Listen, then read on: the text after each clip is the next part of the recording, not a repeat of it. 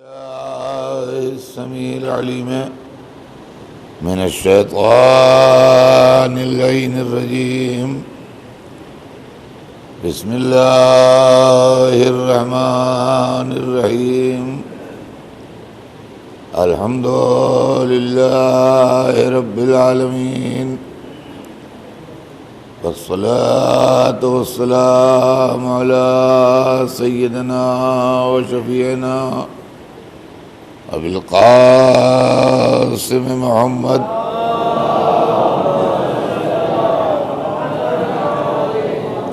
وآله الطيبين الطاهرين المعصومين، ولعنة الله على أعدائهم أجمعين من يومنا هذا إلى يوم الدين.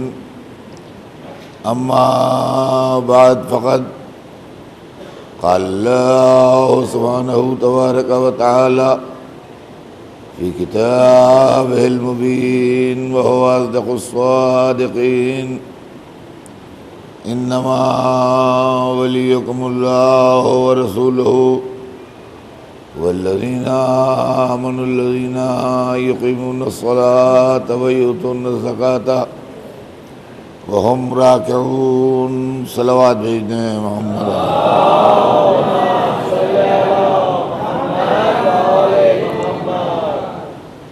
خداوند عالم قرآن مجید میں ارشاد فرما رہا ہے کہ یقیناً تمہارا ولی اللہ ہے اور اس کا رسول ہے، اور وہ صاحبان ایمان ہیں جو نماز کو قائم کرتے ہیں اور زکوٰۃ کو ادا کرتے ہیں جب کہ وہ رکوع کر رہے ہوتے ہیں. عزیزان گرامی، ہمارے آپ کے درمیان جو موضوع گفتگو چل رہا ہے وہ موضوع ولایت ہے. قرآن مجید کی جو آیت میں نے آپ کے سامنے تلاوت کی اور روز تلاوت کر رہا ہوں، اس آیت کو اہل ایمان آیہ ولایت کے نام سے جانتے ہیں. آپ اس آیت کے لفظوں پر اور جملوں پر غور کیجئے. انما ولیکم اللہ، یقیناً تمہارا ولی اللہ ہے. ایک بات. وَرَسُولُهُ، اور تمہارا ولی اس کا رسول ہے. ایک اللہ کا نام آیا آیت میں، دوسرے رسول کا نام آیا. اس کے بعد جو آیت ہے وہ جمع کا صیغہ استعمال کر رہی ہے، پلورل، جو کئی لوگوں کے لیے استعمال ہوتا ہے.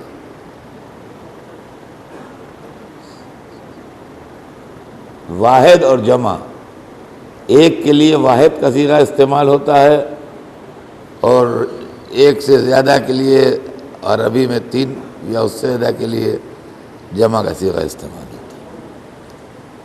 یہاں پر پلورل کا صیغہ استعمال ہو رہا ہے. والذین کا ترجمہ ہے کہ اور وہ لوگ. یقیمون بھی جمع کا صیغہ ہے. کون لوگ؟ وہ لوگ جو نماز کا یقیمون الصلاۃ، نماز قائم کرتے ہیں. یعنی کوئی ایک نہیں ہے بلکہ کئی ہیں. یوتونا بھی جمع کا صیغہ ہے. وہ لوگ جو ادا کرتے ہیں. کیا ادا کرتے ہیں؟ زکوٰۃ ادا کرتے ہیں. وَهُمْ پروناؤن ہے، وہ بھی جمع ہے. اور وہ لوگ راکعون، رکوع کرنے والے ہیں، رکوع کرتے ہیں. اس کا مطلب یہ ہوا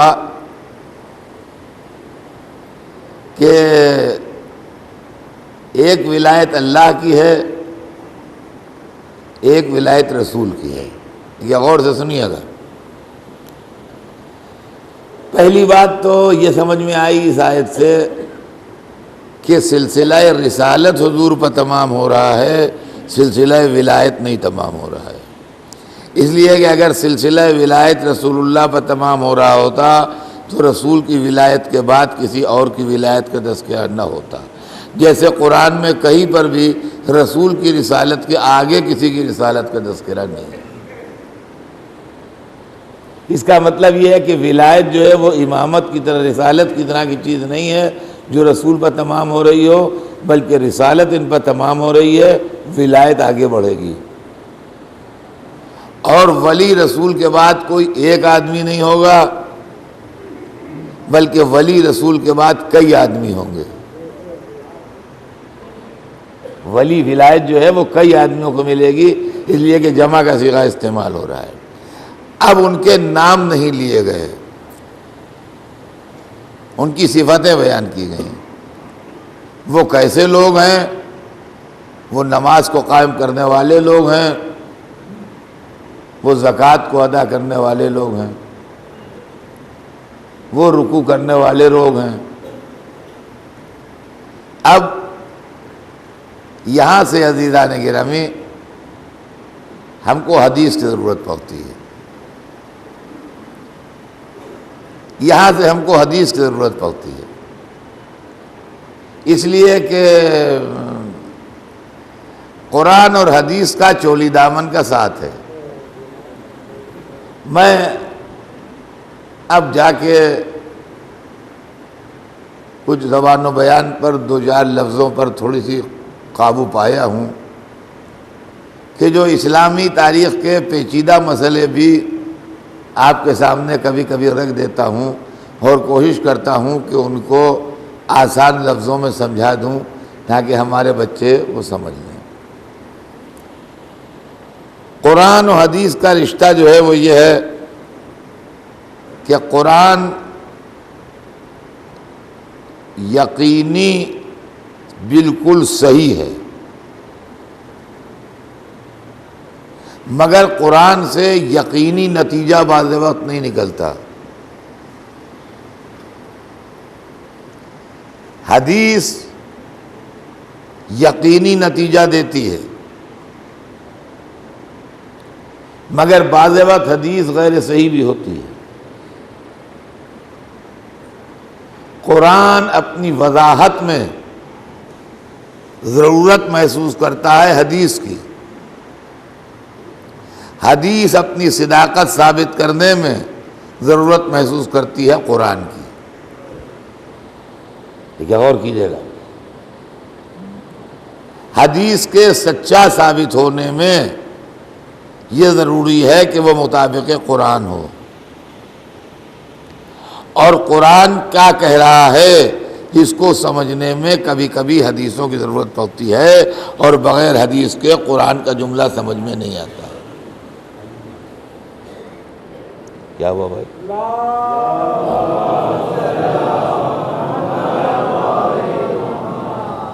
قرآن میں 3 ولایتوں کا تذکرہ ہے۔ اللہ کی ولایت سمجھ میں آیا، رسول کی ولایت سمجھ میں آیا، تیسری ولایت میں نام نہیں ہے، صفتیں ہیں۔ اب ہمیں ایسی حدیث چاہیے ہے جس میں 3 ولایتوں کا تذکرہ ہو، پہلے اللہ کی ولایت کا ذکر ہو، دوسرے رسول کی ولایت کا ذکر ہو، تیسرے ولی کا ذکر نام کے ساتھ ہو۔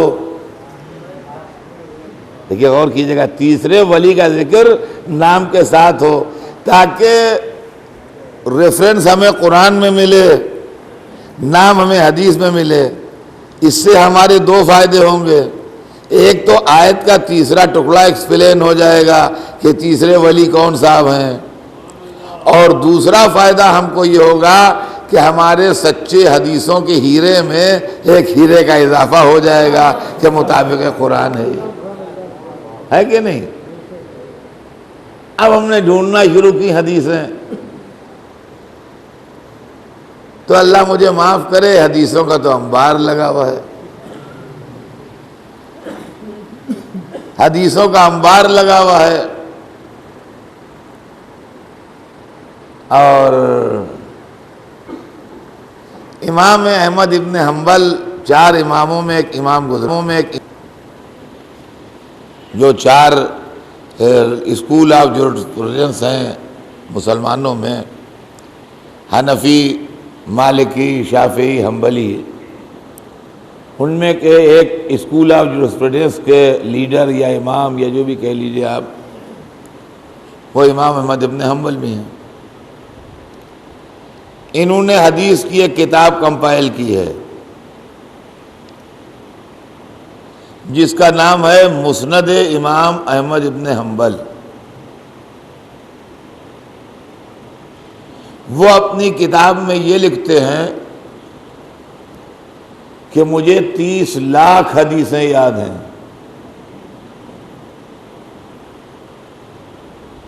30 لاکھ 30 lakhs، جس میں سے میں نے صحیح سمجھ کے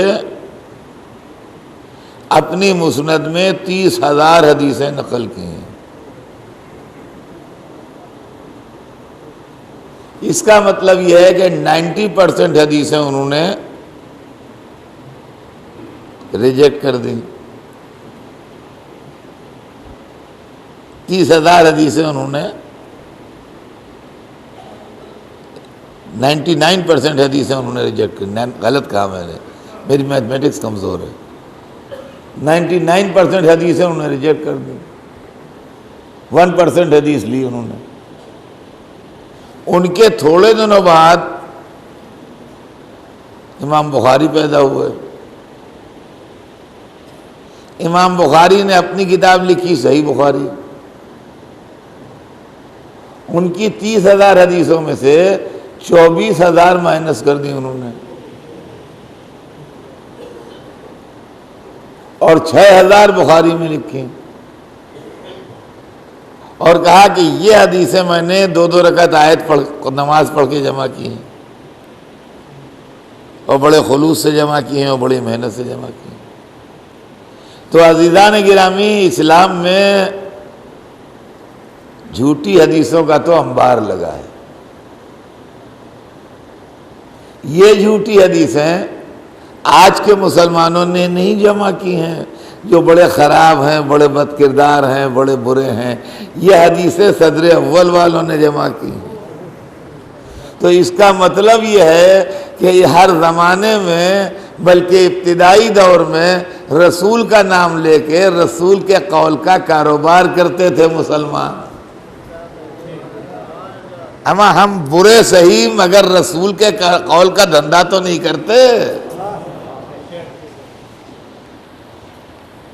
ورنہ اتنی حدیثیں آئیں کہاں سے؟ یہیں سے ایک بات اور سمجھ لیجیے کہ ہم شیعوں پر یہ اعتراض ہے، ہو سکتا ہے زندگی میں کبھی آپ کے سامنے آئے کہ شیعہ لوگ صرف اپنے اماموں سے حدیثیں لیتے ہیں، صحابہ کرام سے نہیں لیتے۔ یہ بات بالکل صحیح ہے، ہم صرف اپنے اماموں سے حدیثیں لیتے ہیں، ہم صحابہ کرام سے حدیثیں نہیں لیتے۔ آپ ہم سے پوچھئے تو کہ تم پر کیا گزری جو تم صحابہ کرام سے حدیثیں نہیں لیتے ہو؟ اعتراض کرنے سے پہلے آپ ہم کو روک کے پوچھئے تو صحیح کہ بھیا کیا تمہارے دل پر بنی ہے جو صحابہ کرام سے نہیں لیتے ہو، صرف اپنے اماموں سے لیتے ہو؟ حدیث ہے قول رسول، قول رسول پر ہمارا ایمان ہے، قول رسول پر ہمارا عقیدہ ہے، قول رسول آخرت میں ہماری نجات کا ذمہ دار ہے۔ تو اگر ہمیں قول رسول غلط مل جائے گا تو ہمارا عقیدہ آخرت خراب ہوگی کہ نہیں ہوگی؟ آپ اپنی بیٹی کی شادی کے لیے زیور لینے جاتے ہیں تو آپ کو یہ اطمینان چاہیے ہے کہ نہیں کہ سونا کھرا ہو پیتل نہ دے دے کوئی؟ دیکھیے میں تو زندگی میں لاتا ہوں بات کو کتابوں سے نکال کے تاکہ ہر ایک کی سمجھ میں آئے. جس کی بیٹی کی شادی ہے وہ بازار میں زیور خریدنے گیا جہیز میں دینے کے لیے تو چاہتا ہے سونا جو ہے وہ خالص ملے، کھوٹا سونا نہ ملے، تاکہ کبھی سسرال میں اگر زیور پرکھا جائے تو ناک نہ کٹے لڑکی کی کہ تمہارے بابا نے پیتل کا زیور دے دیا تمہیں سونا کا کہ. تو لڑکی سسرال میں ذلیل نہ ہو اس لیے آپ سونا ڈھونڈ کے لاتے ہیں. ہم آخرت میں ذلیل نہ ہو کیا کھری حدیثیں نہ ڈھونڈیں؟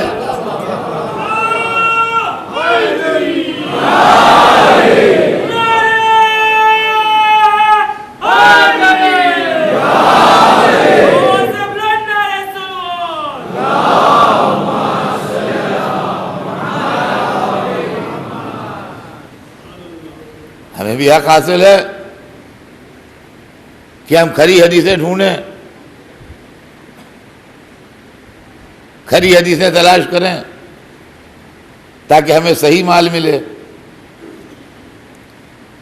اب صاحب ہمیں ڈاؤٹ کیوں ہو جاتا ہے وہ بھی سن لیجئے. ایک تو حدیثوں کی اتنی بڑی تعداد سے ڈاؤٹ ہے، ایک بات. دوسری بات یہ ہے کہ جو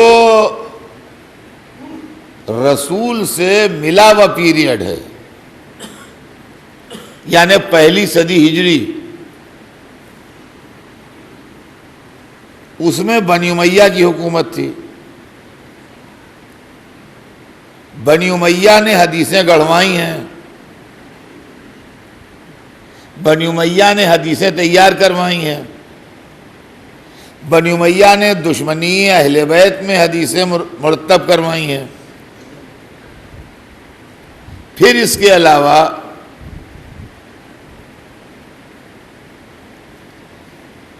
امام حسین کا واقعہ جو ہے جس کو واقعہ کربلا کہتے ہیں، یہ رسول کے 50 برس کے اندر ہوا ہے. تو راویوں کی پہلی کڑیاں جو ہیں وہ رسول کے 50 برس کے اندر تھیں.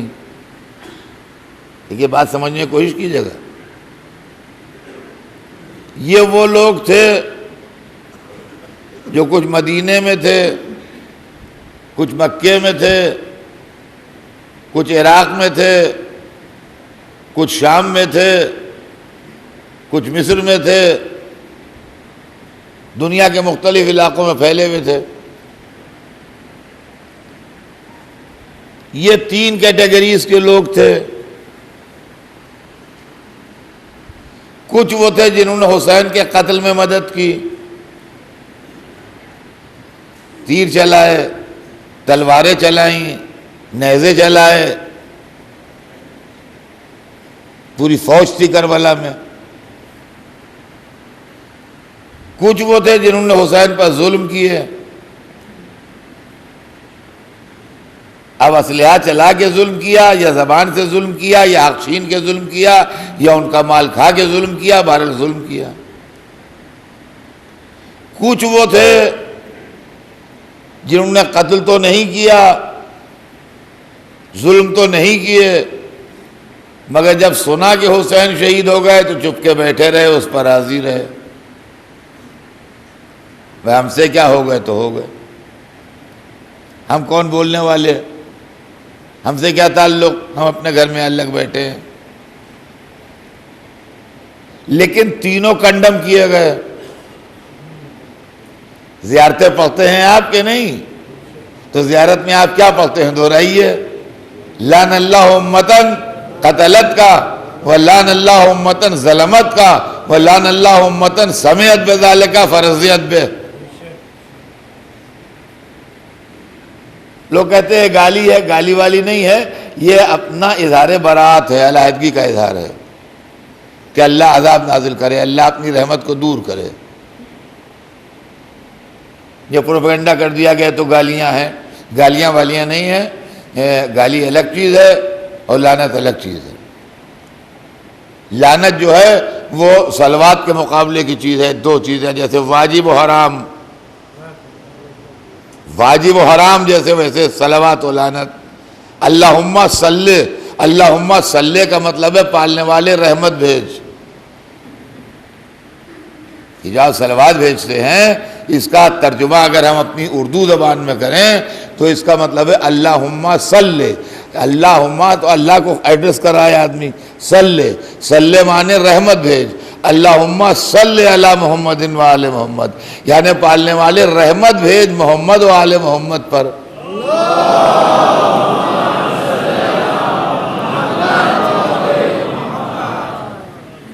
رحمت بھیج محمد و آل محمد پر۔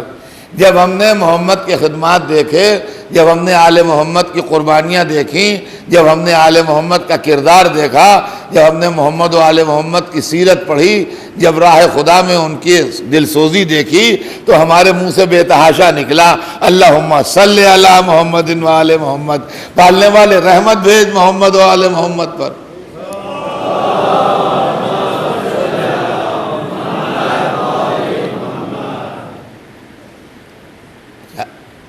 لان کے معنی ہے رحمت کو دور کرنا، صلوات کے معنی ہے رحمت بھیجنا، لان کے معنی ہے رحمت کو دور کرنا۔ اللہم لان، اللہم لان کا کیا مطلب ہے؟ یعنی اے خدا اپنی رحمت کو دور کر۔ تو یہ کوئی گالی ہے بھائی؟ تو ہم ممبر بیٹھ کے بول رہے ہیں،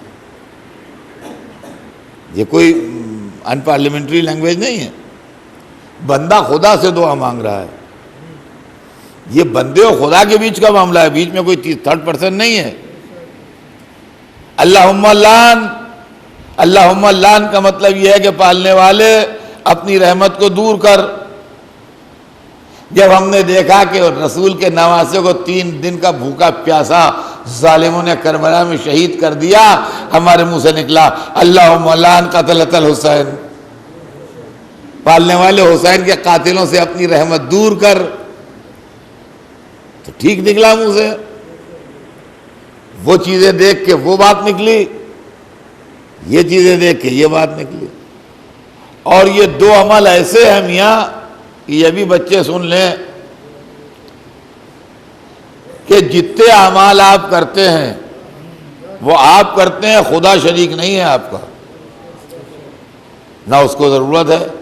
آپ نماز پڑھتے ہیں، معاذ اللہ کس کی نماز پڑھے گا؟ آپ روزہ رکھتے ہیں، اللہ کس کا روزہ رکھتے ہیں؟ آپ حج کو جاتے ہیں، معاذ اللہ وہ کہاں؟ زکوٰۃ خمس دیتے ہیں آپ، وہ تھوڑی دیتا ہے۔ یہ بندوں کی کام ہے، سب اللہ کے نہیں ہے۔ لیکن 2 کام ایسے ہیں کہ جو ہم بھی کرتے ہیں، اللہ بھی کرتا ہے۔ ایک صلوات وہ بھی بھیجتا ہے، ایک لعنت وہ بھی کرتا ہے۔ صلوات بھیجتے ہیں۔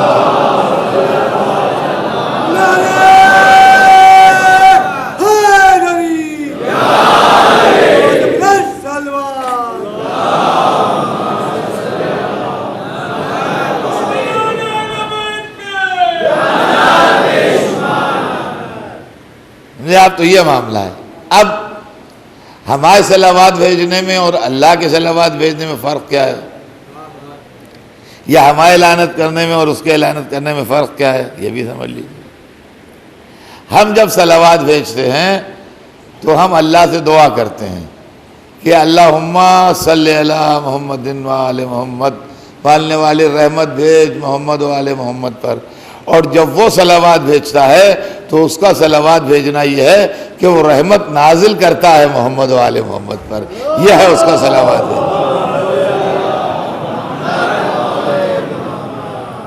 وہ یہ کہتا نہیں ہے کہ اللہم صلی علی محمد و آل محمد، لیکن وہ کس سے کہے گا؟ تو اس کا رحمت بھیجنا اس کا صلوات بھیجنا ہے، اور اس کا رحمت کو دور کرنا اس کا لعنت بھیجنا ہے۔ تو عزیزان گرامی، جھوٹی روایتیں ہم نے اس لیے اہل بیت سے روایت لی کہ لعن اللہ امتن قتلت کا ولعن اللہ امتن ظلمت کا، وَلَعَنَ اللَّهُ أُمَّةً سَمِعَتْ بِذَلِكَ فَرَضِيَتْ بِهِ، ان پر بھی لعنت جنہوں نے آپ کو قتل کیا، ان پر بھی لعنت جنہوں نے آپ پر ظلم کیا، اور ان پر بھی لعنت جنہوں نے سنا اور راضی رہے، جنہوں نے سنا اور راضی رہے۔ اب پورا عالم اسلام ان تین میں سے ایک کیٹیگری میں آ گیا، یا قاتل ہیں، یا ظالم ہیں، یا سن کے راضی ہیں۔ تو جو مستحق لعنت ہوں ہم ان سے اپنی نجات کا سودا خریدیں، صلوات بھیج دیں محمد۔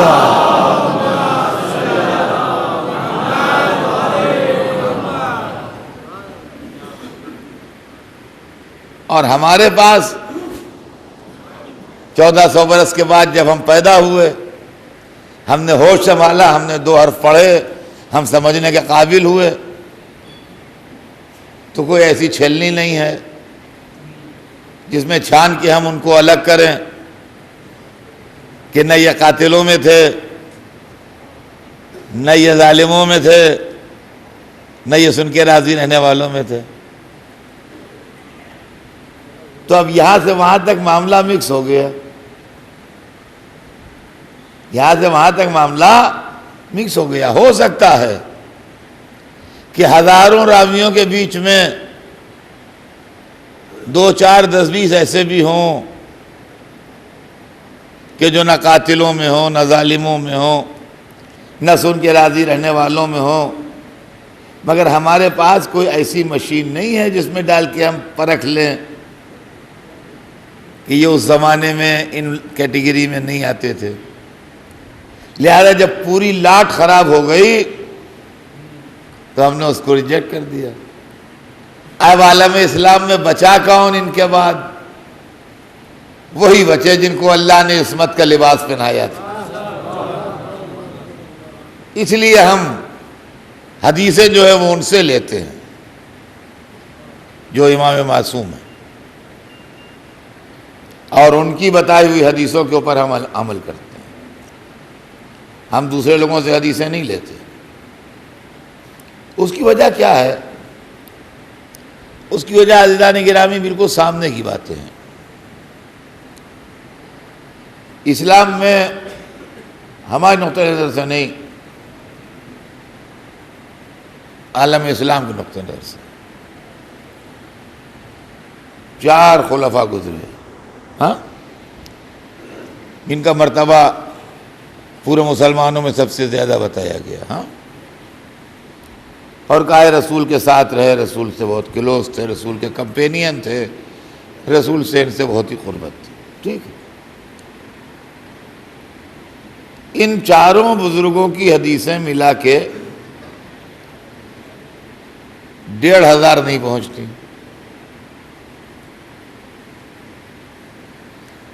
ٹوٹل 4 کی گرینڈ ٹوٹل 4 کی حدیثوں مرویات کا 1500 نہیں پہنچتا۔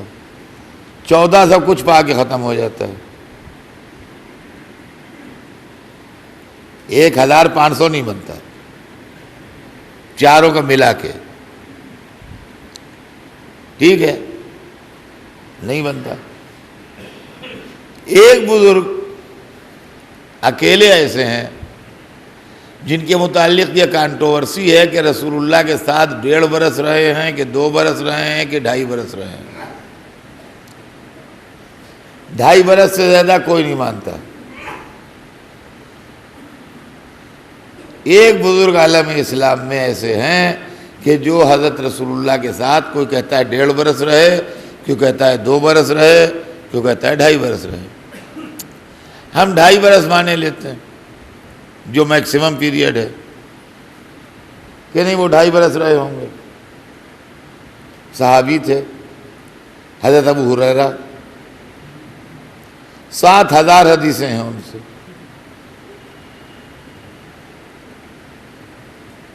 سات ہزار 7000 4 خلفاء مل کے 1500 حدیثیں نہ دے سکے، جو زندگی بھر رسول کے ساتھ رہے۔ ایک بزرگ نے اپنی 2.5 برس کی زندگی میں 7,000 حدیثیں ہمیں دے دی. تو اگر وہ سپر انٹیلیجنٹ تھے تو خلافت ان کا حق تھی، یہ بیچ میں کہاں سے آ گئے؟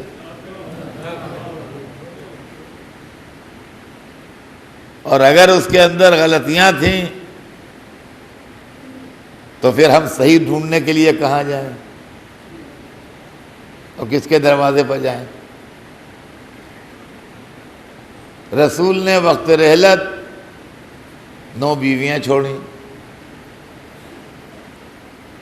کسی سے 7 حدیثیں، کسی سے 11 حدیثیں، کسی سے 9 حدیثیں،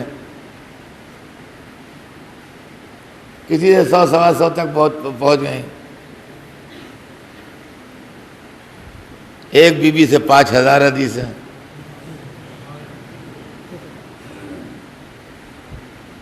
اب بتائیے آپ کیسے چلے گا یہ معاملہ اس طریقے سے؟ مذہب ہے کہ کھلونا ہے کہ ہمارے ہاتھ میں موم کا گولا ہے کہ جس طرح چاہا جو شکل چاہی بنا لی اس کی، جب چاہا ایسا بنا لیا، جب چاہا ویسا بنا لیا. یہ تو نہیں چلے گا. اس لیے ہم نے حدیثوں کا سلسلہ صرف معصومین سے رکھا، اور سوائے معصومین کے ہم نے کسی سے حدیث نہیں لی. اور اب حدیث کا ہمارے پاس معیار یہ ہو گیا کہ رسول اللہ بھی ہم کو بتا کے گئے اور امام بھی ہم کو بتا کے گئے کہ ہمارے کلام کو قرآن پر پرکھ لینا. اگر مطابق قرآن ہے تو ہمارا قول ہے، اگر مطابق قرآن نہیں ہے تو ہماری طرف منسوب کیا جا رہا ہے، ہم نے نہیں کہا ہے. اس لیے کہ ہم خلاف قرآن نہیں بولتے ہیں. قرآن نے ہم کو 3 ولایتیں بتائیں، 2 ولیوں کے نام بھی بتائے، ایک ولی کا نام نہیں بتایا. ہمیں ایسی حدیث کی تلاش ہے کہ جس کے اندر 3 ولایتیں ہوں،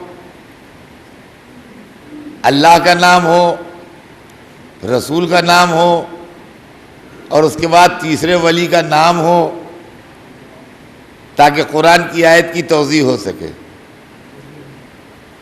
ہم نے اللہ کا نام لے کے حدیثیں ڈھونڈنا شروع کی تو الحمدللہ ہمیں حدیث مل گئی اور منظر بھی مل گیا. قرآن میں آیت تو ہم پڑھ ہی چکے تھے، رسول کو ہم نے دیکھا کہ منبر پر بیٹھے ہیں اور زبان مبارک کو حرکت ہے، اور حدیث ارشاد فرما رہے ہیں کہ اللہ مولایا، اللہ میرا مولا. چلو ایک ولایت تو ملی. پھر فرمایا وَأَنَا مَوْلَى الْمُؤْمِنِينَ، اور میں مومنوں کا مولا. چلیے دوسری پہچان بھی مل گئی کہ دوسرا نام رسول کا ہو. اب اگر تیسرے ولی کا بھی نام مل جائے تو ہمارا کام بن جائے گا. پھر زبان رسالت کو جنبش ہوئی اور تیسرے ولی کا نام ظاہر کر دیا. ہم نے قرآن کی آیت سے حدیث کو ملا کے دیکھا اور دونوں کو کلیجے سے لگا کے ہدایت پائی. فرمایا من کنت مولا ہو فہذا علی مولا. صلوات بھیجنا ہے.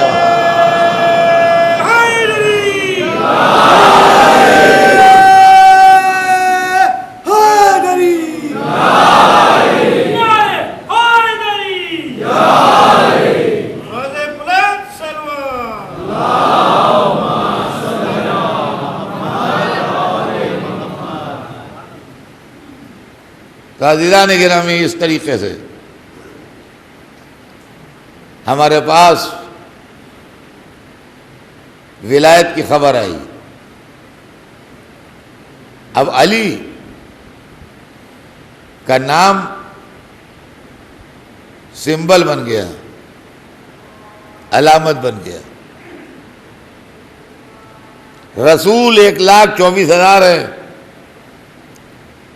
اور سب رسولوں کو آپ کو ماننا ہے، مگر سب کے نام بھی آپ کو نہیں معلوم ہے. خالی یہ عقیدہ رکھنا ہے کہ اللہ نے رسول بھیجے. خالی یہ عقیدہ رکھنا ہے کہ آپ نا رسول بھیجے، لیکن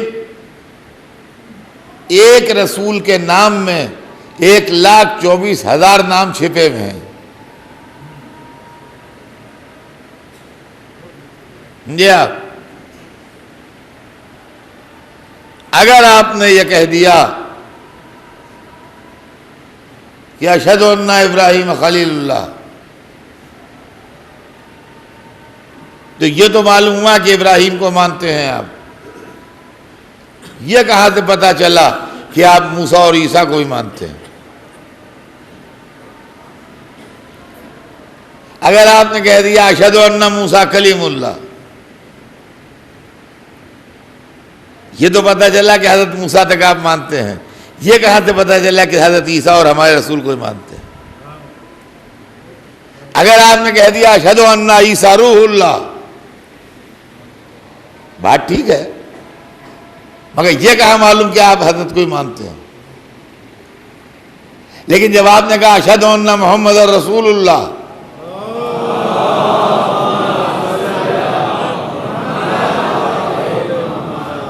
دیکھیے ایک کو شروع میں لگایا، ایک کو آخر میں لگایا، نام محمد آخر میں آیا۔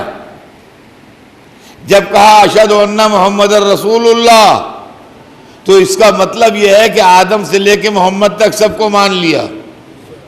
اب یہاں کے اوپر رسول کے زمانے میں کلمہ پڑھنا تھا، لہذا آخر کا نام نہیں لیا گیا، پہلے کے نام کو شرط بنا دیا گیا۔ اشہد ان علی ولی اللہ، علی کہا اور پورے سلسلہ ولایت کے اوپر اقرار ہو گیا۔ صلوات بھیج دیں محمد۔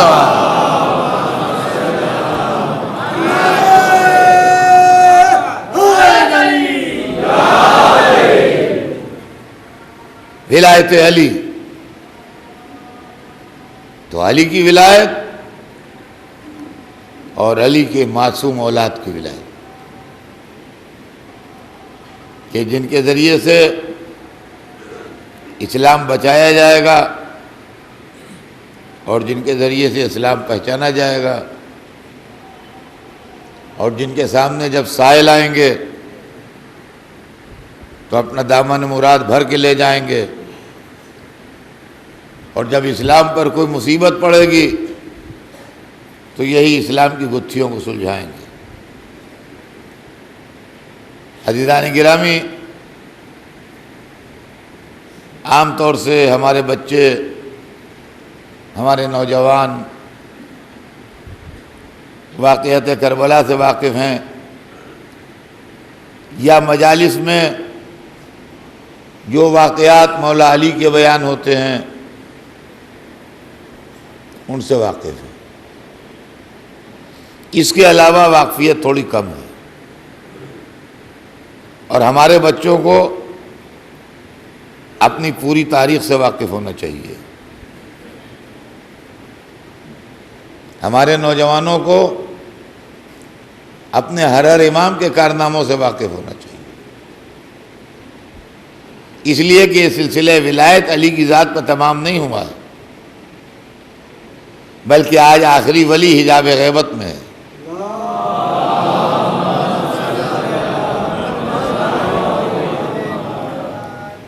اور دنیا کے نظام کو جو دن بدن ابتر ہوتا جا رہا ہے اور جو دن بدن بربادی کی طرف بڑھ رہا ہے اور جو دن بدن دہشت گردی کی طرف بڑھ رہا ہے، کسی کا انتظار ہے، کسی کا انتظار ہے۔ آپ یقین مانیے کہ ہمارے دیکھتے دیکھتے تاریخ تو بڑی لمبی ہے، اس کی کہانی تو بڑی لمبی، لیکن ہمارے دیکھتے دیکھتے کتنی تھیوریاں بدل گئیں اور کتنے نظریات تبدیل ہو گئے۔ ایک زمانے میں لوگ کہتے تھے کہ غریب ملکوں میں مار دھاڑ ہے، فساد و خون ریزی ہے، اس لیے کہ کھانے کو نہیں ہے۔ جو پیسے والے ملک ہیں وہاں آرام ہے، دیکھیے سکون ہے۔ آج کہیں سکون نہیں ہے۔ آج کہیں سکون نہیں ہے، آج ہر جگہ خطرے موجود ہیں۔ اگر آپ لندن میں ہیں تو آپ خطرے سے خالی نہیں ہیں، اگر آپ امریکہ میں ہیں تو آپ خطرے سے خالی نہیں ہیں۔ آج کوئی ٹھکانہ ایسا نہیں ہے کہ آپ کہیے کہ ہم کھٹمنڈو میں ہیں اس لیے خطرہ ہے، نہیں، نیو یارک میں ہے جب بھی خطرہ ہے، لندن میں ہے جب بھی خطرہ ہے، ٹورانٹو میں ہے جب بھی خطرہ ہے، ہر جگہ خطرہ ہے۔ تو خطرے کا پھیلاؤ بڑھ گیا۔ ابھی تک چھوٹے موٹے ملک اپنی طاقت کے اوپر مقابلہ کرتے تھے، دہشت گردی کا، اس کا اس کا۔ اب سپر پاورز مقابلہ کر رہے ہیں، دہشت گردی کنٹرول نہیں ہو رہی ہے، حالات قابو میں نہیں آ رہے ہیں۔ عزیزان گرامی، یہ چیزیں دنیا کو مضطرب کر رہی ہوں، ہمارے ایمان میں اضافہ کر رہی ہیں۔ یہ عقیدہ ولایت جو ہے یہ ہمیں سنبھالے ہوئے ہے، اس لیے کہ عالم اسلام میں سارے کام ہو چکے، عقیدہ اسلام کے مطابق سارے رسول آ چکے، اب کوئی رسول آئے گا نہیں۔ عام مسلمانوں کے عقیدے کے مطابق چاروں خلفائے راشدین گزر چکے، اب کوئی نیا گزرے گا نہیں۔ چاروں علماء جنہوں نے فقہ اسلامی مرتب کی وہ آگے جا چکے، اب کوئی آنے والا نہیں ہے۔ ساری صحیح کتابیں کمپائل ہو چکی، اب کوئی نئی کتاب کمپائل ہونے والی نہیں ہے۔ تو اب یہ جس دھارے پر کشتی جا رہی ہے اس کا اینڈ کیا ہوگا، کبھی سوچا آپ نے؟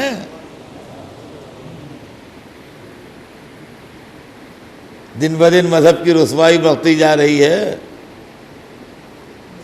دن بدن اسلام پر اعتراضات بڑھتے جا رہے ہیں۔ آپ کب تک اپنے مولویوں کی تقریروں سے نوجوان نسلوں کو قابو میں رکھیے گا؟ کب تک ان پر کنٹرول کیجیے گا؟ ایک دن یہ آپ کے کنٹرول سے آزاد ہو جائیں گے، پھر مذہب کا فیوچر کیا ہوگا کبھی آپ نے سوچا؟ سوائے ہمارے اور کسی کے پاس اس کا جواب نہیں ہے کہ ہماری پرانی کتابیں جو سینکڑوں سال پہلے لکھی گئی ہیں اس کے اندر آج کے واقعات کی منوان خبر ہے۔ ایسا نہیں ہے کہ ہم گھبرا رہے ہیں یا بوکھلا رہے ہیں یا مذہب کے فیوچر سے ہم مایوس ہیں، ہم مذہب کے فیوچر سے مایوس نہیں ہیں، اور سہارا دینے والا یہی عقیدہ ولایت ہے، یہی عقیدہ ولایت ہے عزیزان گرامی، اس کے علاوہ کچھ نہیں ہے۔ اور یہ بھی آپ سمجھ لیجئے کہ یہ جو موضوع پڑھا جاتا ہے ولایت اور ذکر اہل بیت، فضائل اہل بیت، یہ نہایت ضروری موضوع ہے، اور آپ کسی ناسمجھ کے کہنے میں اور بہکاوے میں نہ آ جائیے گا، یہ سوچ کے کہ اس کی کیا ضرورت ہے اور یہ تو ہمارا سنا ہوا ہے اور یہ تو بہت پرانا موضوع ہو گیا ہے اور اس کے اندر تجدید ہونا چاہیے۔ نہیں، سب چیزیں پرانی ہی فائدہ مند ہیں، قرآن بھی 1400 برس پرانا ہے۔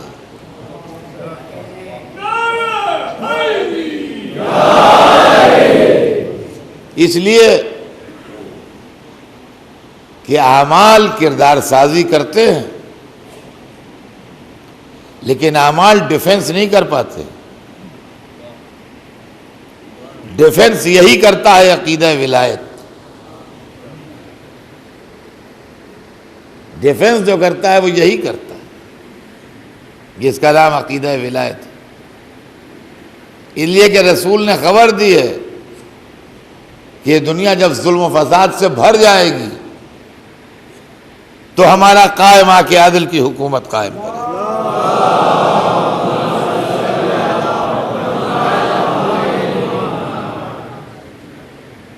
عزیزان گرامی،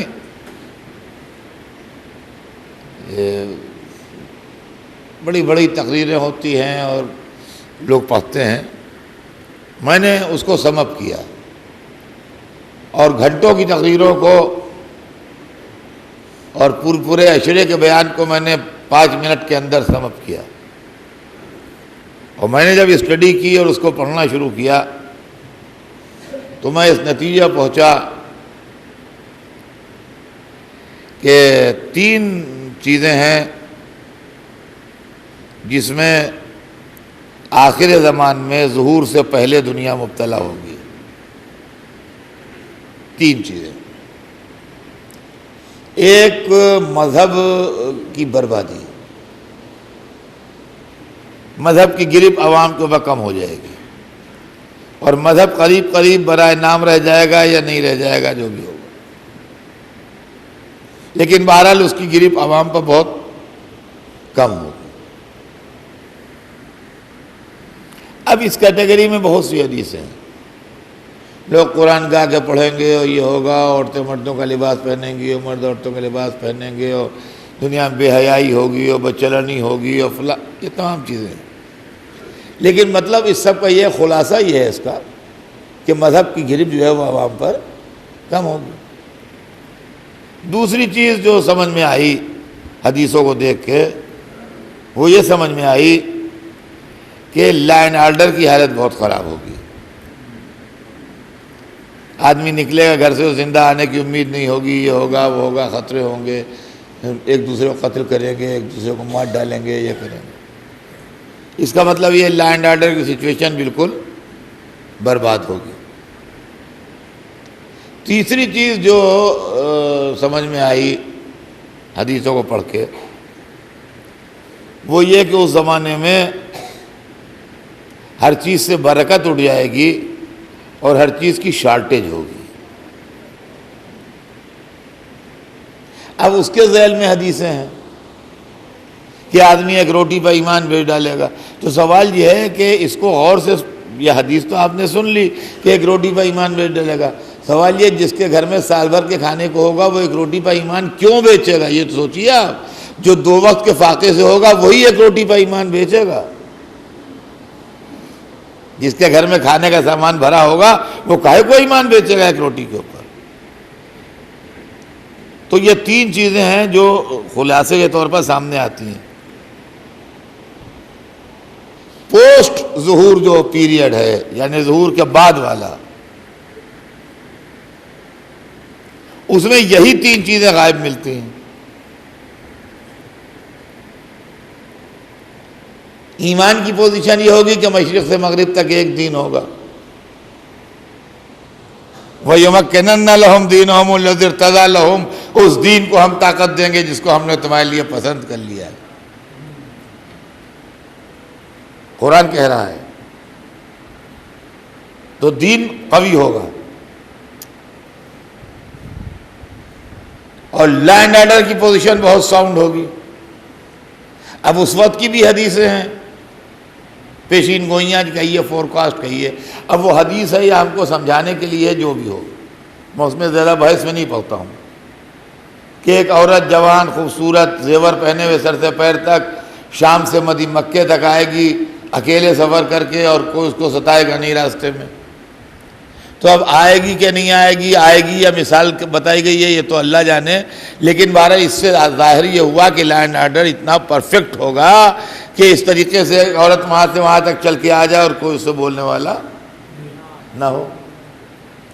ایسے ہی ہر چیز کی افراط ہوگی، زمین اپنے خزانے اگل دے گی، غریبی ختم ہو جائے گی دنیا سے. جب غریبی ختم ہو جائے گی دنیا سے تو لوگ جو چیریٹی ہے، صدقہ ہے، خیرات ہے، زکوٰۃ ہے، یہ لیے ٹہلیں گے. ان کا بھائی ہمارے پاس اتنے 1000 روپے ہیں، کوئی ہو تو بتاؤ۔ ان کا ہمارے پاس خود اتنے رکھے ہیں، کس کو تو سمجھ ہی میں نہیں آ رہا ہے، کوئی مل ہی نہیں رہا۔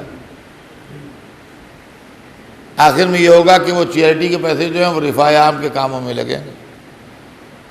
کہیں لوگ کھڑے ہوتے ہیں دھوپ میں، شیلٹر ڈلوا دو، کہیں برج بنا دو، کہیں فلاں کر دو، کہیں فلاں کر دو۔ رفاع عام کے جو کام ہے عام پبلک کے، اس کے اندر پیسے خرچ ہوں گے چیریٹی، لیکن چیریٹی لینے والا نہیں رہ جائے گا کوئی۔ تو عزیزان گرامی، زمانے سے کہیے کہ وہ بھیانک ہوتا چلا جائے، ہمارے پاس ولایت وہ شے ہے کہ جب انسان اپنے کیے سے عاجز آ جائے گا تو خود بخود کہے گا کسی کو بھیج جو ہماری اصلاح فرمائے۔ صلوات بھیجتے ہیں۔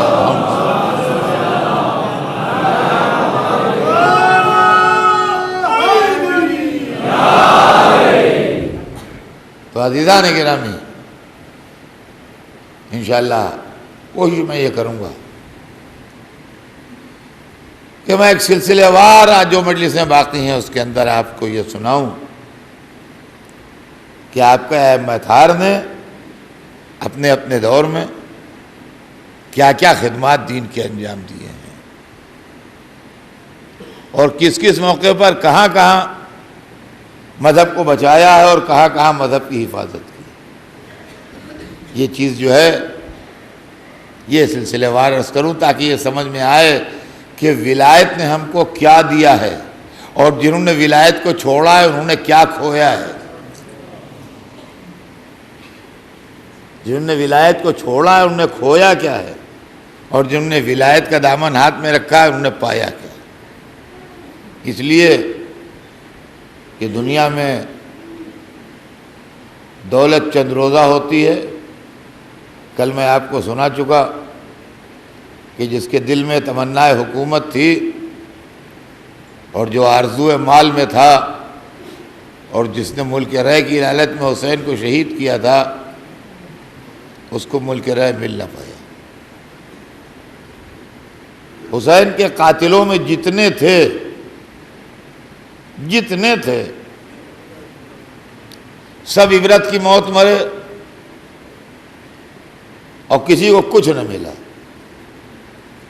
جو انعام کی لالچ میں آیا تھا اسے انعام نہ ملا، جو جاگیر کی لالچ میں آیا تھا اسے جاگیر نہ ملی، جو ملک رہ کی لالچ میں آیا تھا اسے ملک رہ نہ ملا، جو فوج کی سرداری کی لالچ میں آیا تھا اسے فوج کی سرداری نہ ملی، جو بیک وقت عراق و حجاز پر حکومت کا خواہش مند تھا اس کو عراق و حجاز پر حکومت نہ ملی، یہ ابن زیاد ملعون۔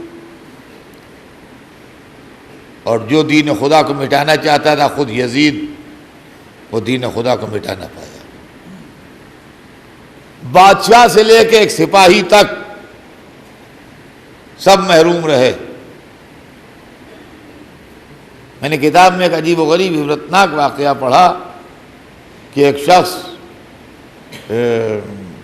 امام حسین کی شہادت کے بعد مدتوں ایسا رہا کہ جہاں 2 آدمی جمع ہوتے تھے ذکر حسین ہوتا تھا اور واقعہ کربلا بیان ہوتا تھا۔ تو ایک شخص روایت کرتا ہے کہ میں سفر کے دوران رات کو ایک شخص کے گھر میں مہمان ہوا، تو رات میں اس نے مجھے مہمان کیا اور میں باتیں ہونے لگی۔ رات میں سردی کا زمانہ تھا، کمرہ بند تھا، تو وہ بات کرتا رہا، باتوں میں ذکر حسین نکل آیا۔ تو کہتا ہے کہ میں نے کہا کہ کوئی شخص حسین کے قاتلوں میں ایسا نہیں ہے جس کو میں نے بربادی کی موت مرتے نہ دیکھا ہو۔ بڑی ذلت و رسوائی اور بڑی خاری کے ساتھ اس کا آخر انجام ہوا جو حسین کے قتل میں جن جن لوگوں نے شرکت کی۔ تو شخص کہتا ہے کہ میں جس کے گھر مہمان تھا تو کہہ لگا نہیں ایسا تو نہیں ہے، اور میں خود موجود تھا، میں بھی ہوں ان لوگوں میں، مجھے تو آج تک کچھ نہیں ہوا۔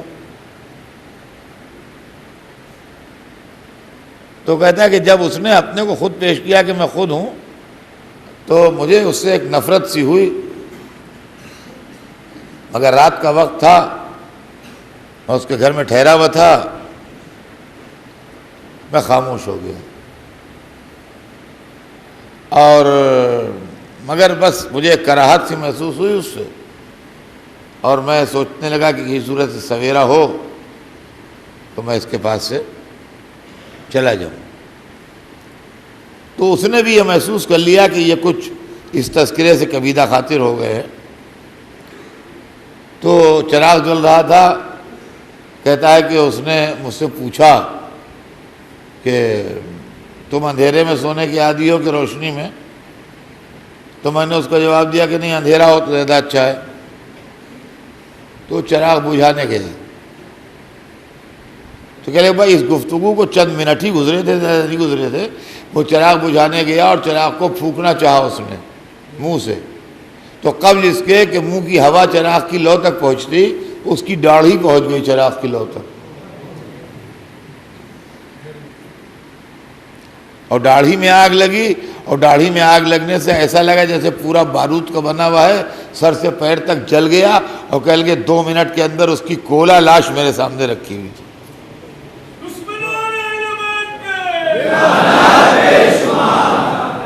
پتا اس کی بالکل جلی ہوئی کولا لاش جو تھی وہ میرے سامنے رکھی ہوئی، جو ذرا دیر پہلے کہہ رہا تھا کہ نہیں ایسا تو کچھ نہیں ہے، میں خود ہوں، کہیں گے میں نے اپنے قول کی تصدیق جو تھی وہ اپنی آنکھوں سے دیکھی۔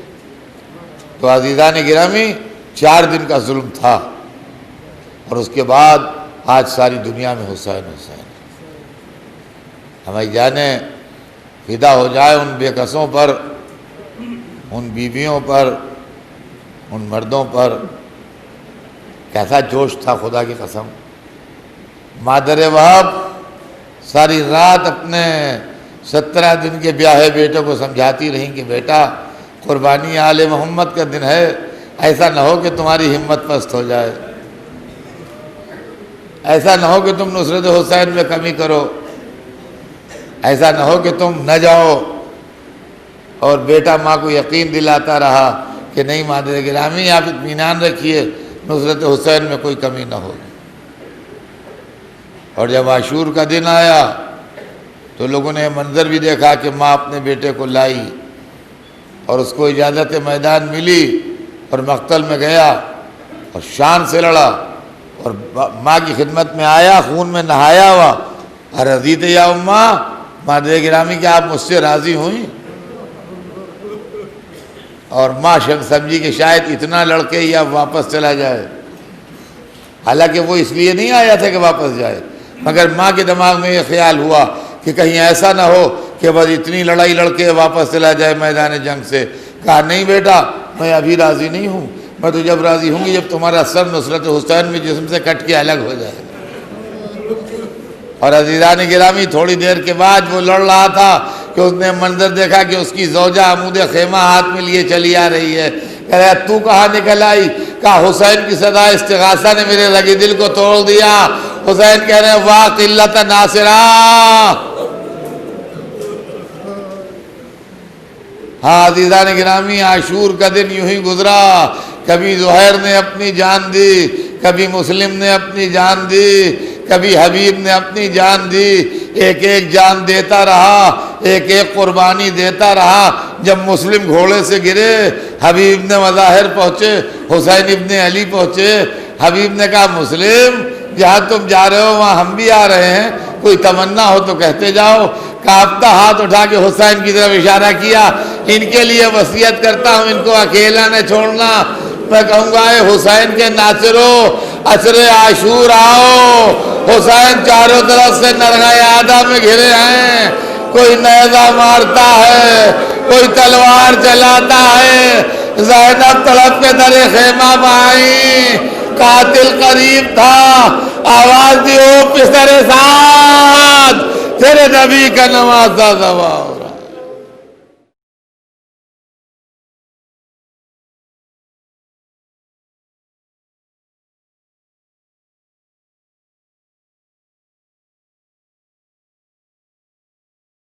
السمیع العلیم من الشیطان اللعین الرجیم، بسم اللہ الرحمن الرحیم، الحمد لله رب العالمين والصلاة والسلام على سيدنا وشفيعنا أبي القاسم محمد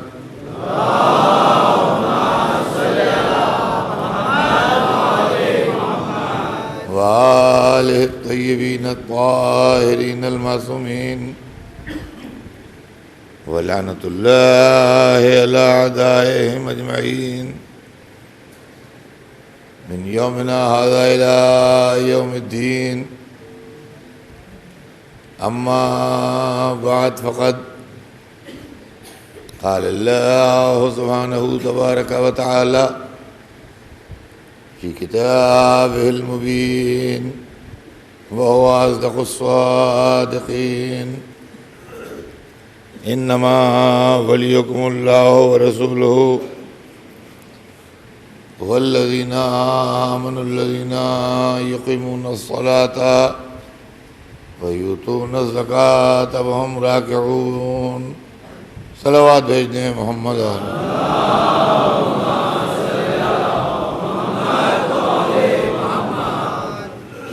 خداوند عالم قرآن مجید میں ارشاد فرما رہا ہے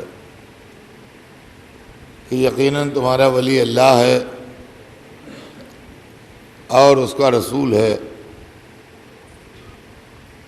اور وہ صاحبان ایمان ہیں جو نماز کو قائم کرتے ہیں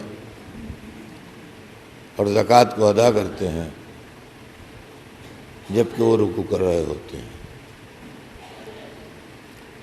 ہمارے آپ کے درمیان موضوع گفتگو جو ہے وہ موضوع ولایت ہے، اور ولایت میں بھی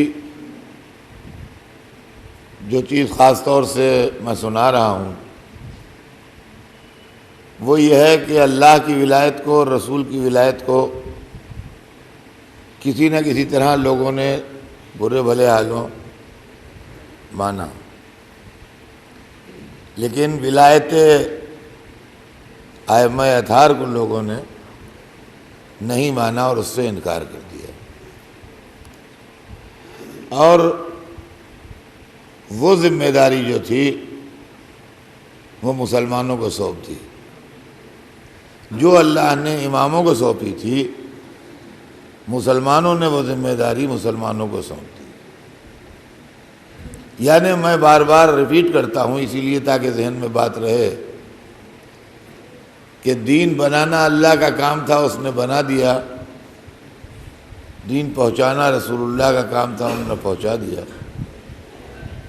دین کا بتانا اماموں کا کام تھا، تو امت نے کہا کہ ہم اماموں سے نہیں پوچھیں گے، ہم آپسی میں دین کے معاملے میں طے کر لیں گے، جیسے ہم لوگ آپس میں طے کریں جی ٹھیک۔ اب اس کا نتیجہ کیا نکلا اور اسلام کدھر گیا؟ آنکھوں پر پٹی باندھ کے آدمی بیٹھ جائے اور کہے ہمیں زمانے بھر سے غرض ہی نہیں، یہ بات تو دیکھیے الگ ہے، لیکن اگر غور و فکر اور سوچنے کا جذبہ اور سمجھنے کا جذبہ اس کے اندر ہے تو اس کو یہ سوچنا چاہیے ہے کہ مذہب کا انجام کیا ہوا۔ جنہوں نے اماموں کو چھوڑا ان کو اماموں کے بدلے کیا ملا، اور جنہوں نے حکومت کو چھوڑا ان کو حکومت کے بدلے کیا ملا۔ یہ دونوں باتیں جو ہیں یہ غور طلب ہیں۔ گناہ میں وقتی پلیجر ہے مگر دائمی شرمندگی اور ندامت و مصیبت ہے، اور آخرت خراب ہے۔ واجبات کے بجا لانے اور صحیح راستے پر رہنے میں وقتی طور سے تھوڑی تکلیف ہے، لیکن انجام جو ہے وہ مسرت ہے، خوشی ہے، کامیابی ہے، اور آخرت میں بھی کامیابی ہے۔ ویسے ہی معاملہ دنیا میں ہوا امامت اور خلافت کا۔ جنہوں نے ولایت کو ہاتھ میں لیا ان کو وقتی طور سے مالی پریشانیاں تو رہیں، پیسے سے وہ کمزور رہے، اس لیے کہ حکومت میں، انعام اکرام میں، مال غنیمت میں، وظیفوں میں ان کو حصے نہیں ملے، اور وہ ہینڈ ٹو ماؤتھ رہے، بہت سے محنت مزدوری کر کے اپنا پیٹ پالتے رہے۔ بہرحال عیش و عشرت کی زندگی ان کو زیادہ نصیب نہیں ہوئی۔ اس کے علاوہ ساتھ ساتھ ان کو کبھی کبھی جان کی قربانی بھی دینا پڑی، اور وہ لوگ جو اہل بیت کی محبت کے سلسلے میں بہت نمایاں ہو گئے ان کی جان بھی لی گئی، اور ان کے بچے، ان کے خاندان والے بھی شہید کیے گئے۔ تو جانی قربانی بھی ہوئی، مالی قربانی بھی ہوئی، اور وہ لوگ حکومت سے دور رہے، لیکن ان پر اسلام کے سودا کرنے یا مذہب کو بیچ ڈالنے یا معصوموں کو قتل کرنے یا بے گناہوں پر ظلم کرنے کا کوئی الزام نہیں ہے۔ ان کے دامن دھبوں سے صاف ہیں، بھلے اس میں پیوند لگے ہوں یا وہ فاقے کر رہے ہوں۔ اس کے مقابلے میں ایک دوسرا طبقہ تھا جس کو حکومت ملی، جس کو جاگیریں ملیں، جس کو انعام ملے، جس کو جائیدادیں ملیں، جس کو گورنریاں ملیں یا اور بڑے بڑے عہدے ملے، تو ان کو رہنے کے لیے اچھے گھر بھی ملے، کھانے کے لیے اچھی غذا بھی ملی، پہننے کے لیے اچھا لباس بھی ملا، اچھی سواریاں بھی ملیں، خدمتگار بھی ملے، مگر ان کے دامن پر معصوموں کے قتل کے دھبے بھی لگے، اسلام بیچنے کے الزام بھی لگے، قرآن مجید میں گڑبڑ کرنے کا الزام بھی لگا، حدیث رسول گڑھنے کے الزام بھی لگے، اور دنیا پر ظلم و ستم اور برائی مسلط کرنے کے الزام بھی لگے۔ دونوں اپنی اپنی زندگی گزار کے اللہ کی بارگاہ میں پہنچ گئے۔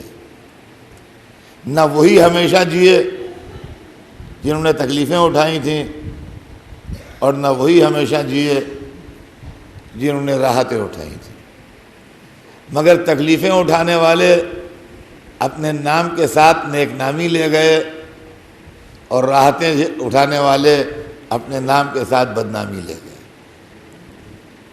اب اس تمہید کے بعد یہ سنیے آپ کہ جنہوں نے اماموں کا دامن ہاتھ میں لیا اور ولایت علی سے چمٹے رہے، ان کو رسول کے بعد علی ملے، علی کے بعد حسن ملے، حسن کے بعد حسین ملے، حسین کے بعد سید سجاد ملے، سید سجاد کے بعد محمد باقر ملے، محمد باقر کے بعد جعفر صادق ملے، جعفر صادق کے بعد موسی کاظم ملے، موسی کاظم کے بعد علی رضا ملے، علی رضا کے بعد محمد تقی ملے، محمد تقی کے بعد علی النقی ملے، علی النقی کے بعد حسن عسکری ملے، اور حسن عسکری کے بعد ہمارا رشتہ ان کے معصوم فرزند سے جڑ گیا جو بحمداللہ آج تک قائم ہے۔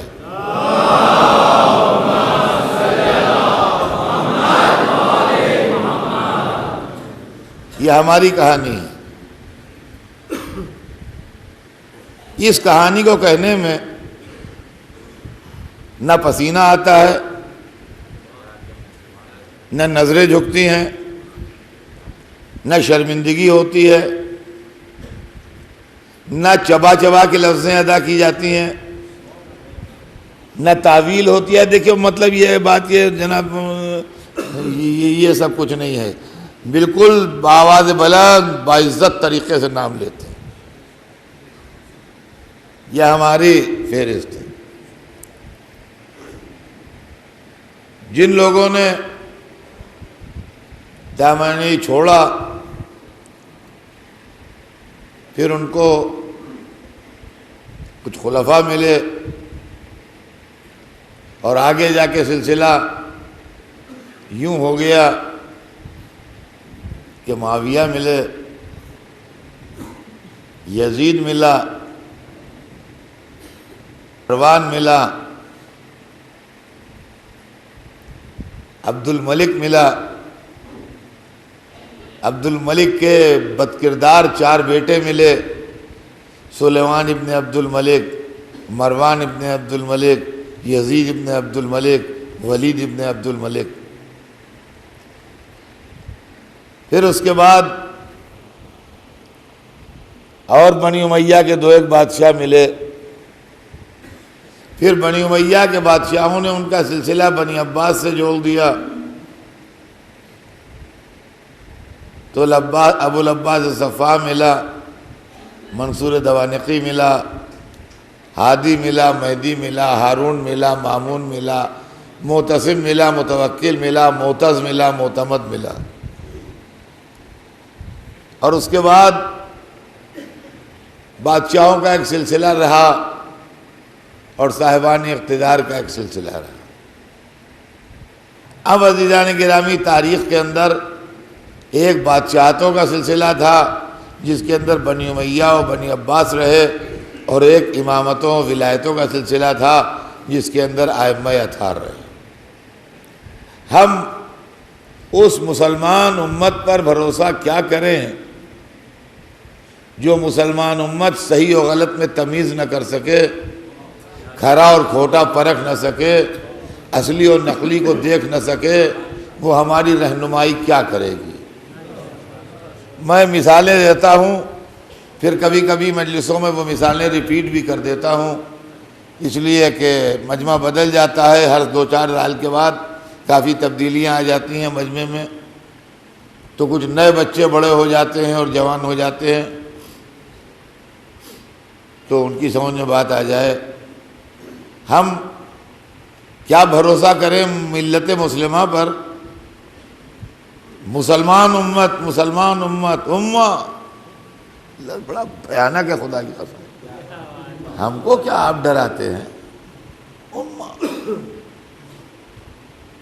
سنیے امہ کا انجام۔ جو ہمیں بھروسہ نہیں ہے، کیوں نہیں ہے؟ ہم انڈیپینڈنٹ ہیں، ہم سیلف سفیشینٹ ہیں، ہمیں کسی راوی کی ضرورت نہیں ہے، ہمیں محدث کی ضرورت نہیں ہے، ہمیں مورخ کی ضرورت نہیں ہے۔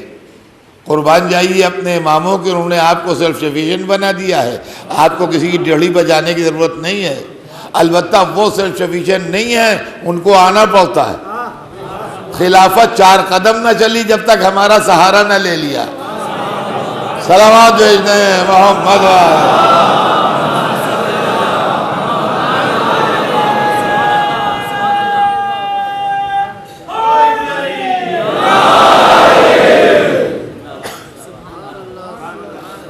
تو عزیزان گرامی، میں مثالیں دے کے اس لیے سمجھاتا ہوں کہ بچوں کے دماغ میں بات بیٹھ جاتی ہے، ان کی سمجھ میں آ جاتا ہے کہ ہاں یہ معاملہ ہے۔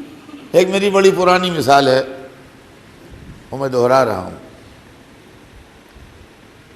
وہ پوری امت مسلمہ پر صادق آتی ہے۔ ہمارے پاس 2 ہیرے ہیں، اتنے بڑے بڑے، جتنے بڑے ہیرے دنیا میں ہیں ہی نہیں، نہ کسی بادشاہ کے خزانے میں ہیں، نہ کسی نواب کے محل میں ہیں، نہ کسی جویلر کے پاس ہیں، برطانیہ کے شاہی ہیروں میں بھی ویسے نہیں ہیں، ہندوستانی رجواڑوں کے پاس بھی ویسے نہیں ہیں، بیلجیم میں بھی ویسے ہیرے نہیں پائے جاتے، امریکہ کے کروڑپتی تاجروں کے پاس بھی ویسے ہیرے نہیں ہیں۔ ساری دنیا میں اینٹیکس کے ماہر جو ہیں وہ آتے ہیں دیکھنے کے لیے، دیکھ کے سر پکڑ کے بیٹھ جاتے ہیں، کہتے ہیں کہ ہم نہیں کہہ سکتے کہ اس کی قیمت کیا ہے، کئی بلین ڈالر کے ہیں، کئی ٹریلین ڈالر کے ہیں، ہمیں نہیں معلوم، اس لیے کہ ایسے دنیا میں ہے ہی نہیں جو ہم بتائیں، ایسے ہیں ہی نہیں، ہم کیا بتائیں؟ یہ اپنی مثال آپ ہیں، دنیا میں اس کی دوسری مثال ہے نہیں۔ ایک دن جو لوگ آئے تو دیکھا کہ ہماری ٹیبل کے اوپر 2 پتھر رکھے ہیں، یہی جو سڑک پہ بنتی ہے جس سے، تو بڑے بے تکے لگ رہے تھے، آکورڈ لگ رہے تھے وہاں رکھے ہوئے۔ لوگوں نے پوچھا یہ کیسے رکھے ہیں؟ ان کا جی آپ کو معلوم ہے ہمارے پاس 2 ہیرے تھے۔ کہنے لگے تھے کیا مطلب؟ اب ہے نہیں؟ سن تو لیجئے، رات کو ہمارے پاس 2 آدمی آئے اور یہ لائے پتھر۔ کہنے لگے بھائی پتھر وہ بھی ہیں، پتھر یہ بھی ہیں۔ پتھر وہ بھی ہیں جو تمہارے پاس ہیں ہیرے، اور پتھر یہ بھی ہیں، لہذا بدل لو۔ تو بات ہماری سمجھ میں آ گئی، ہم نے کہا ٹھیک ہے کوئی حرج نہیں، بدل لو۔ تو ان کو دے دیے یا ہم نے رکھ لیے؟ کہاں ہی کیا ہوا؟ مل گئے جی ہاں۔ کون لوگ تھے وہ؟ کیا نام تھا؟ کہا نام تو پوچھا نہیں، صورت یاد ہے، اب رات کا وقت تھا غور کیا نہیں۔ کہاں سے آئے تھے کچھ بتا رہے تھے؟ کہا نہیں ہم نے تو نہیں پوچھا۔ لے گئے؟ کہا جی ہاں لے گئے۔ اب آپ بتائیے، اب آپ فیصلہ کیجئے میرے لیے کہ میں کیا ہوں۔ اگر سچ بول رہا ہوں اور واقعاً دے دیے ہیں تو پاگل ہوں، اگر واقعاً دے دیے ہیں تو پاگل ہو گئے ہوں، دماغ خراب ہو گیا، آپ کسی ڈاکٹر کے سرٹیفکیٹ کی ضرورت ہی نہیں۔ پاگل ہو گیا، دماغ خراب ہو گیا دولت کی زیادتی کی وجہ سے۔ خیالات گونجتے رہوں گے دماغ میں کہ جو ہمارے پاس کسی کے پاس نہیں، انہیں دماغ الٹ دیا، دے دیے۔ اور اگر جھوٹ بول رہا ہوں، وہ ہیرے میں نے کہیں چھپا دیے ہیں اور پتھر لا کے رکھ دیے ہیں سامنے، تو اس کا مطلب خاندانی ہیرے تھے باپ دادا کے وقت کے، اس میں میرے رشتہ داروں کا بھی حصہ تھا، میرے بھائی بہنوں کا بھی حصہ تھا۔ میں اکیلے ہڑپ کرنا چاہتا تھا، میں نے پاگل پن کا ناٹک کر کے سب کا حصہ خود ہی دبا لیا۔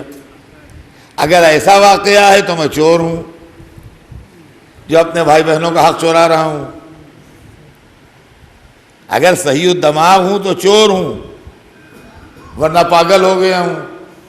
تو 2 شکلیں ہیں میری، یا پاگل ہوں یا چور ہوں۔ نہ چور پر بھروسہ کیا جا سکتا ہے، نہ پاگل پر بھروسہ کیا جا سکتا ہے۔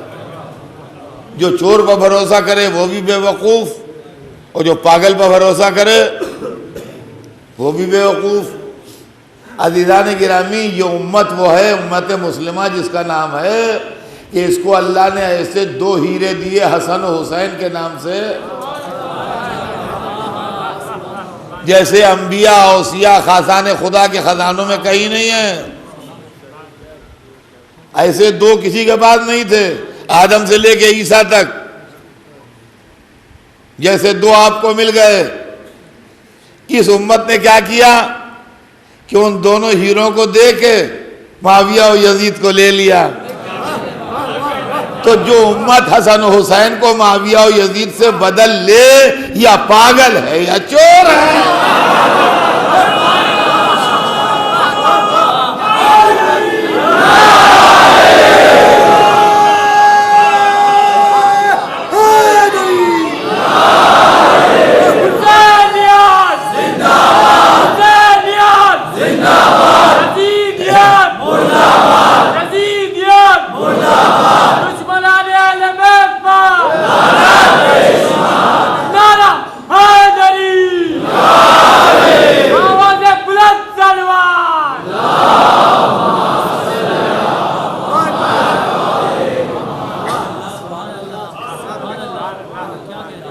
مجھے بتائیے آپ،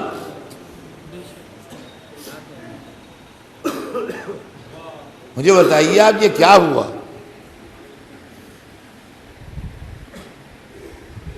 حسن و حسین جس کے پاس ہوں، سیدہ شباب اہل الجنہ، سوارِ دوش رسول، معصوم، امام، صاحب آیہ تطہیر، صاحب آیہ مباہلہ، صاحب سورہ دہر، سوارے دوش رسول جی، ان کو چھوڑ دیا امت نے، اور لے کس کو لیا؟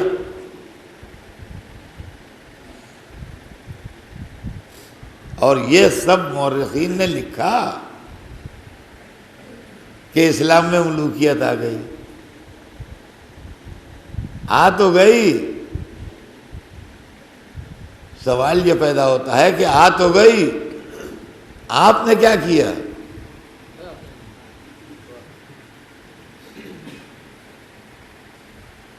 اسلام میں خلافت راشدہ ختم ہونے کے بعد ملوکیت آ گئی، بادشاہت آ گئی، شہنشاہیت آ گئی،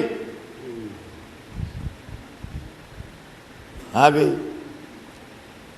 سب نے لکھا، ڈاکٹر طاہر حسین نے بھی لکھا، مولانا مودودی نے بھی لکھا، ہر ایک نے لکھا۔ اب انکار اس سے نہیں ہے کہ حکومت و ملوکیت آ گئی۔ سوال یہ آ تو گئی، اتنا لکھ دینے سے کام تھوڑی چلے گا۔ کیسے آپ نے آنے دی؟ غور طلب بات یہ ہے کہ آپ نے آنے کیسے دی؟ کہ آپ کہتے ہیں آ گئی، آ کیسے گئی؟ ارے یہ مسجد ہے، یہ مسجد پاک ہے، مسجد ہے نا، لہذا پاک ہے۔ اب صاحب انہوں نے کہا کہ پھر مسجد میں کچھ نجس لوگ گھس آئے اور مسجد نجس ہو گئی۔ سوال یہ ہے کہ نمازی کدھر چلے گئے تھے جو گھسنے دیا انہوں نے؟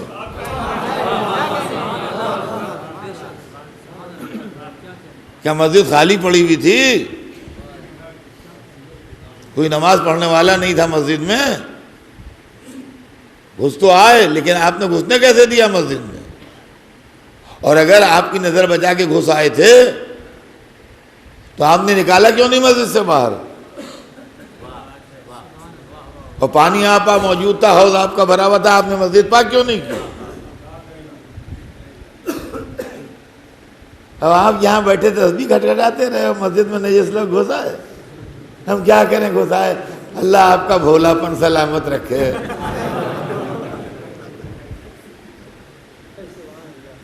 سوچئے صحیح، رسول اللہ کے 30 برس کے اندر خلافت راشدہ ختم ہو گئی، within 30 years، اور ملوکیت آ گئی۔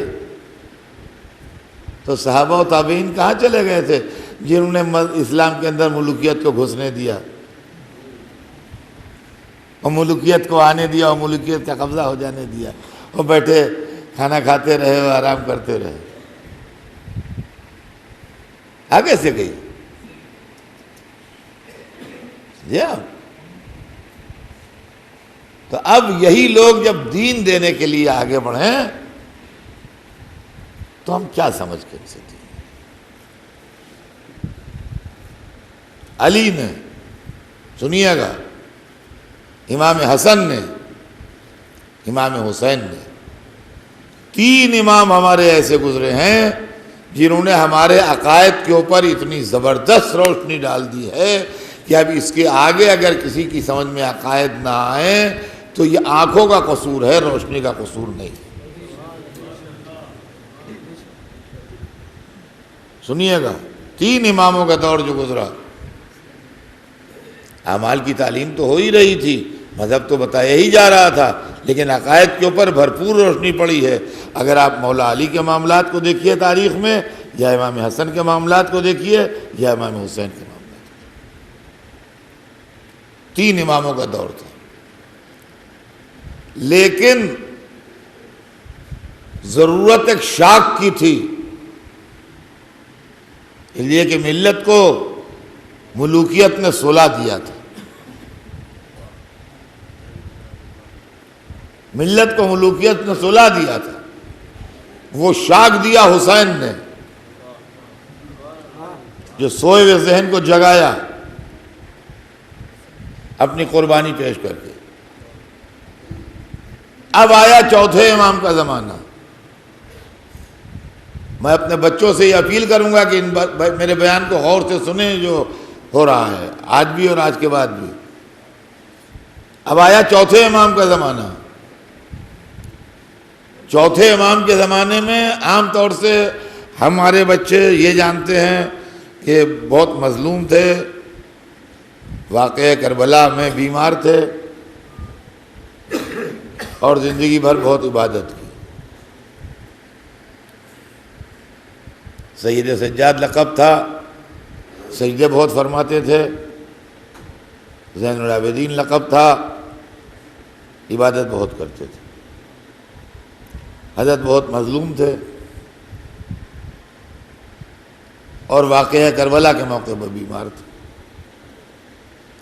آپ مجھے بتائیے انصاف سے اس کے آگے آپ کیا جانتے ہیں؟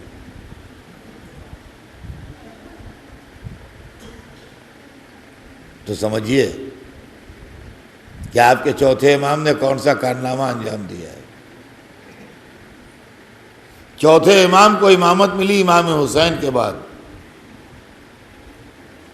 کتنا ہنگامی وقت تھا اور کتنا قیامت کا وقت تھا اور کتنا سخت وقت تھا جب نظام اقتدار عالم سنبھالا ہے چوتھے امام نے۔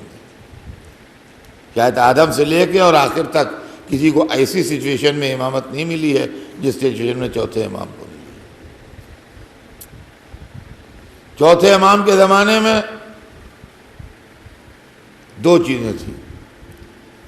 ایک تو وہ نائب رسول تھے، امام وقت تھے۔ رسول کا کام ہے، جو رسول کی ڈیوٹیاں ہیں وہ قرآن میں منشن ہیں، بیان ہو گئی ہیں۔ کیا کام ہے رسول کا؟ قرآن مجید کلیئر بیان کر رہا ہے رسول کی ڈیوٹیز۔ یتلو علیہم آیاتہ ویزکیہم ویعلمہم الکتاب والحکمہ۔ یہ رسول کی ڈیوٹیاں ہیں کہ آیات الہی کی تلاوت کرے، لوگوں کے نفسوں کو برائیوں سے پاک کرے، کتاب و حکمت کی تعلیم دے۔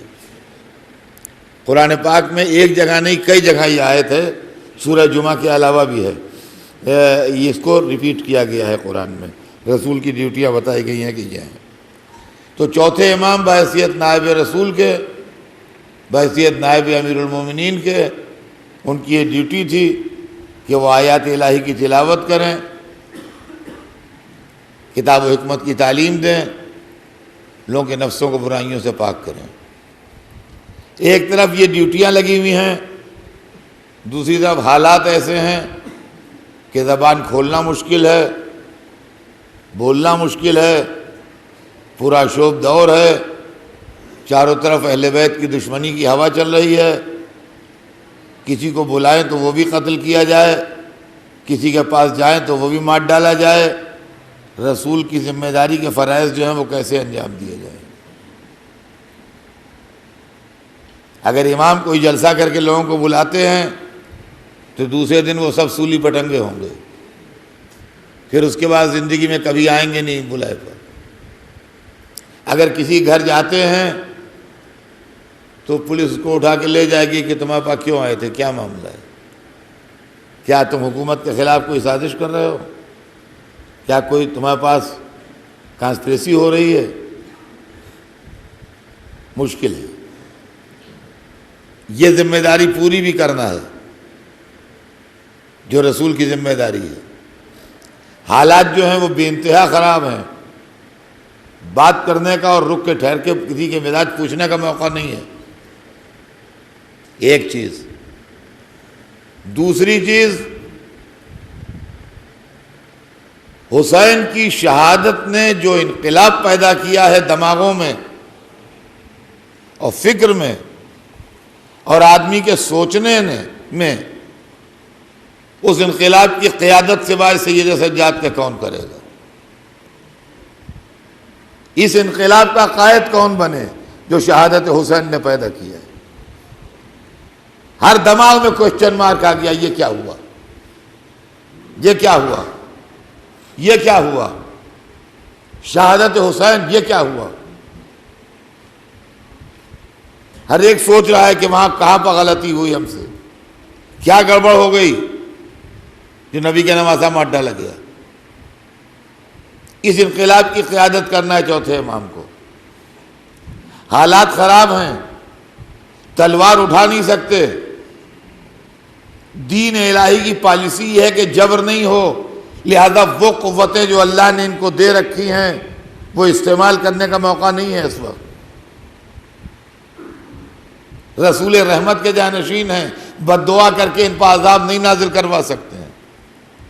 دشواریاں دیکھیے، پابندیاں دیکھیے کیا کیا لگی ہوئی ہیں۔ امت محرومہ ہے، عذاب نہیں آئے گا، طوفان نوح کی طرح کا طوفان نہیں آئے گا، عاد و سمود کی طرح سے فنا نہیں ہو کر دیے جائیں گے یہ۔ چوتھے امام نے اس نازک دور میں ملت کی قیادت کی ہے، اور وہ دو چیزیں جو آپ جانتے ہیں اچھی طرح کہ زندگی بھر اپنے باپ پر روتے رہے اور زندگی بھر عبادتیں کرتے رہے، یہ دونوں ذریعہ تبلیغ تھے۔ سمجھیے گا بات کو، یہ دونوں ذریعہ تبلیغ تھے۔ انقلاب حسینی کی تبلیغ ہو رہی تھی آنسوؤں سے، اس لیے کہ ہر ایک پر پابندی ہے ہر بات پر، لیکن اگر کوئی آدمی بیٹھا رو رہا ہے تو اس کے اوپر کوئی پابندی نہیں لگائی جا سکتی۔ حسینی انقلاب کی پابند کو سربراہی کرتے رہے اپنے آنسوؤں سے، اپنے باپ کی عزاداری کر کے، اپنے بابا پہ گریہ کر کے، اپنے باپ کو یاد کر کے، آنسوؤں کی دھار سے ان کے تلوار کی دھار کو کاٹ دیا۔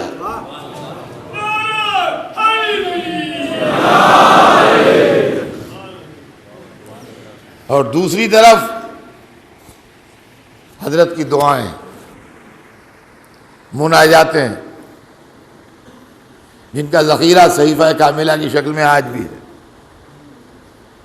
جو ہمارے آپ کے ہاتھوں میں ہے، تبرک۔ ایک آدمی پبلک کو جمع کر کے ایڈریس کر رہا ہے، اس پر آپ پابندی لگا سکتے ہیں۔ ایک آدمی لوگوں کو جا کے ان کو کوئی بات سمجھا رہا ہے، اس پر آپ پابندی لگا سکتے ہیں۔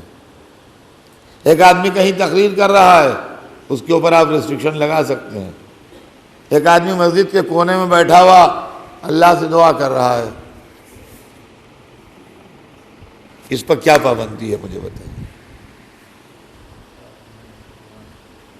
نہ کسی کا شکوہ ہے، نہ کسی کی شکایت ہے، نہ کسی کو جمع کیا ہے، نہ کوئی بلایا گیا ہے، نہ کسی سے کچھ کہہ رہے ہیں، بندہ اللہ سے کچھ کہہ رہا ہے۔ تو اس کے اوپر کون سا قانون پابندی لگائے گا کہ بندہ اپنے خدا کو نہ پکارے؟ لیکن وہ بندہ جو اپنے خدا کو پکار رہا ہے، اس کی زبان میں وہ مٹھاس ہے، اس کے لہجے میں وہ لوچ ہے، اس کے الفاظ میں وہ خوبی ہے، اس کے بیان میں وہ حسن ہے کہ جو سن رہا ہے اس کا دل کھنچ رہا ہے، جو سن رہا ہے اس کا دل کھنچ رہا ہے۔ اور وہ دعائیں جو ہیں وہ پیس آف لٹریچر ہیں کہ جن کو آدمی جب سنتا ہے تو بھلا نہیں پاتا، بلکہ اس کے ذہن پر نقش ہو جاتی ہیں، اور وہ ایک دوسرے سے بیان کرتا ہے کہ ہم نے دیکھا سید سجاد وہاں بیٹھے یہ دعا پڑھ رہے تھے، اس نے اس سے کہا، اس نے اس سے کہا۔